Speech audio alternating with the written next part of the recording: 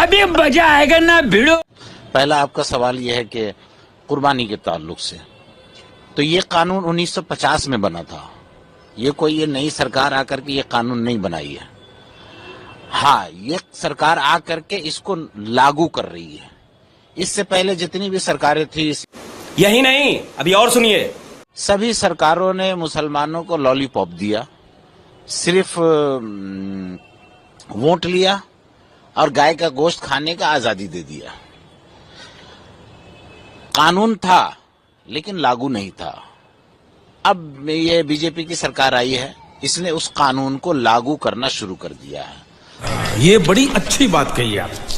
लेकिन हमारा मुसलमानों से ये अपील है कि तमाम मुसलमानों से ये अपील है कि आप गाय की कुर्बानी न करें, बल्कि कुर्बानी नहीं बल्कि हमेशा के लिए गाय का गोश्त खाएं ही नहीं।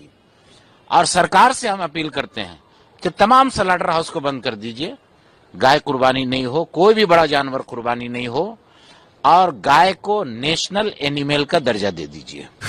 तू समझा? हाँ। नहीं, तू समझा नहीं।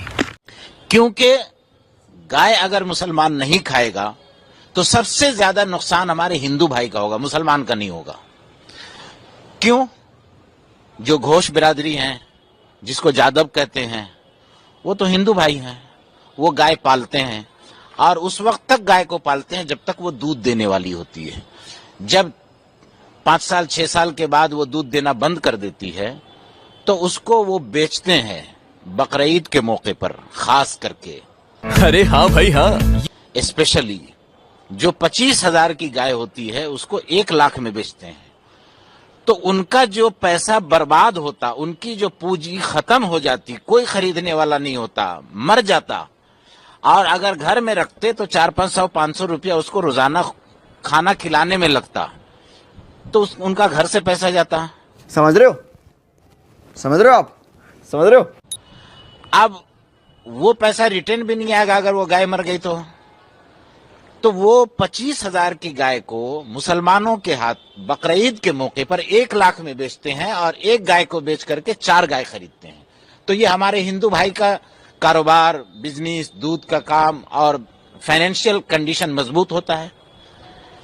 तो सबसे ज्यादा तो हमारे हिंदू भाई का नुकसान है। सही पकड़े हैं। मुसलमान उसको लेकर के मुजरिम बने, काटने का जुर्म लगे, 6 महीना का उस पर जेल हो, नॉन अवेलेबल सेक्शन लगे। हम मुसलमानों से अपील करते हैं कि आप बिल्कुल गाय मत लीजिए, न गाय की कुर्बानी कीजिए। बात तो सही है।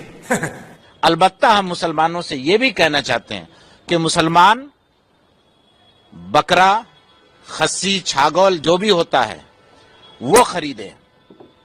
और अक्सर बकरी, छागल जो होता है ये हमारे मुसलमान भाई पालते हैं। तो जब आप बकरीद में खस्सी, छागल खरीदेंगे तो मुसलमान भाई का फाइनेंशियल कंडीशन मजबूत होगा, वो ऊपर बढ़ेंगे।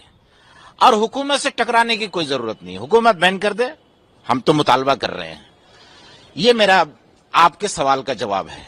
क्या बात है सर, क्या बात है सर, क्या बात, ये बात खत्म। Bye bye, tata, good bye.